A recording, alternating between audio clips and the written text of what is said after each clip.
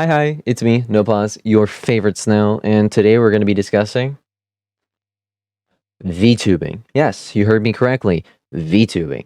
In this short video, we're going to be discussing the history of VTubing and kind of how we got to where we are today and what's involved in it. I'll also go over how I made mine at the end, so if you're interested in that, stay around.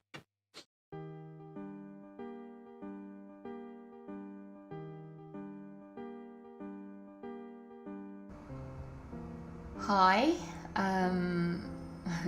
This is Ami Yamato, a London-based VTuber, and is currently credited with the honor of first VTuber. In the sense VTuber is today, not like Annoying Orange, which it was, but we don't talk about that. Having posted the first video on June 13th, 2011, a debut video saying they're going to start vlogging, they currently now hold 152,000 subscribers on YouTube. One of her most popular videos came out 3 years ago, where she did a collaboration with the famous storytime animator JaidenAnimations and Rebecca from LetMeExplainStudios, which was the second of her Q&A videos. Personally, I've been watching following as a fan since like 2013. That sounds about right. If you get the chance, please check out a couple of their videos. They're really well done, like Disney quality, in my opinion. While Ami has the honor of holding first VTuber, she is not the first of the current mindset of what a VTuber is. Enter Kizuma AI, the first VTuber to gain breakout popularity. Kizuma AI gained renown in 2016 at the height of the YouTube arms race. That is the height of users trying to make it big online on YouTube and become a YouTuber like Markiplier, PewDiePie, etc. She stepped into the fold as the platform was oversaturated in grainy, low-quality face cams of people with neckbeards. As the first to coin the term virtual YouTuber, she gained 2 million followers and became a culture ambassador of the Japan National Tourism Organization after 10 months after their debut. Pretty soon after, VTubers started to pop up left and right, with people like KaguyaLuna, Mirai Akari, GawrGura, and Senzawa, the person who did this. Yes, they created this. This was their fault. All of their fault. Who really likes this stuff? Well, tends to be 13 to 30-year-olds. One of the things that I really like about this is that it allows you to show off not you, but your personality, as you don't need to have your face up here. You don't need to have your body. I don't look like this. I'm much No, I'm not. But it allows you to show your personality more than you. And it kind of helps with discrimination. You can be whoever. Like, I've seen a couple dogs on here. A Shiba Inu. And they animated it. And they're a dog. Obviously, they're not a dog, but they are. There's dragons, there's slimes, and then there's me. I'm a snail. So it's really not limited to anything. The only issue I can see from this kind of mindset, apprehension to your own physique from this, thinking, oh, no one wants to see me, I have to have an avatar. That's like not. You don't need to have an avatar. It's just fun. I only do it because it allows me to do pretty crazy stuff. And I also don't have a good camera. That's actually the reason I started doing it, was I was like, I don't have a good camera, I don't want to pay for one. I'll learn. So I learned. Spent hours of my life because I'm lonely. I think I said that already. I don't care. And I learned how to do this. Whoa. What's that? You wanted to be a VTuber too? Well, you came to the right place. I'll give you a step-by-step guide into becoming an adorable ball of fan service. Ready? Step 1.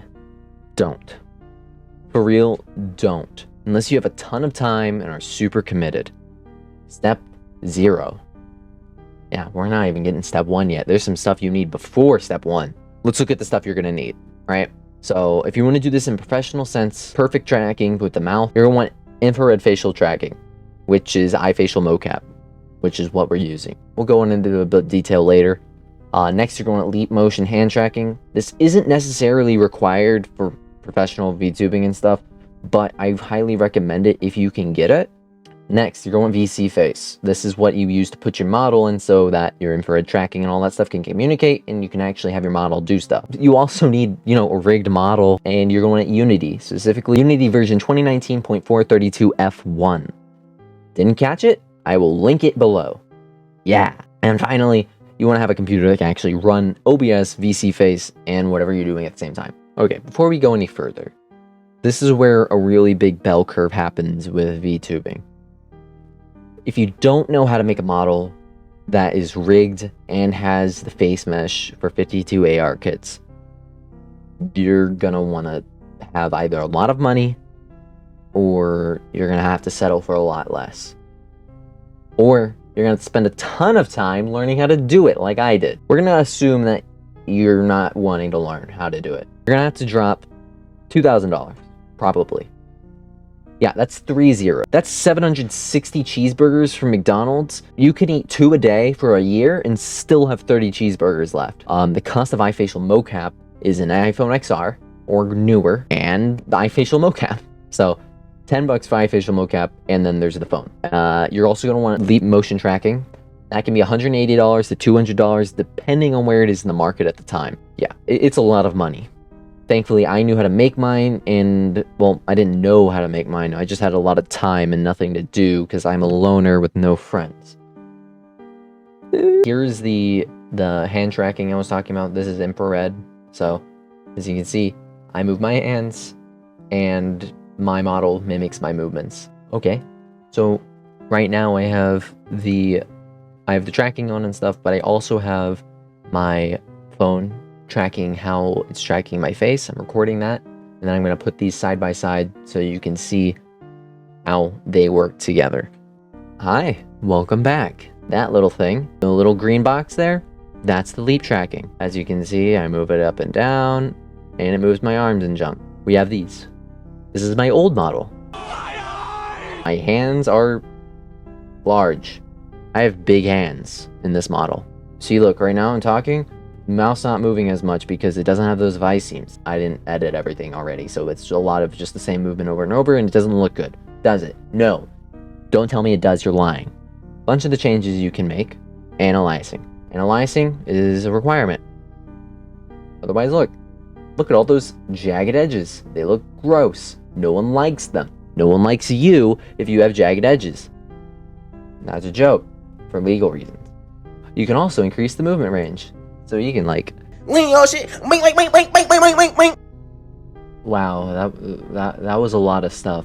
A lot to wrap your head around, and that's not even all of it. So yeah, sorry about that. Anyways, this is a project, so I realize I'm running close to the amount of time that I can actually do this. So I won't be able to go in depth as much as I want to on how I made my model, but we will be able to do that later. So if you want to know, I will make a full in-depth video on how to do it. But yeah, I do hope you guys enjoyed this. I really hope, Professor Spivey, I hope you enjoyed it. I spent a lot of time. Give me a nice A100, whatever that is. But other than that, that's about it for me.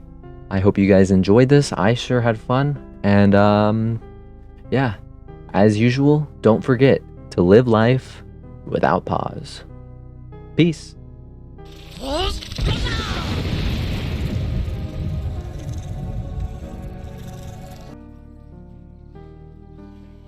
The survivors, I hear them.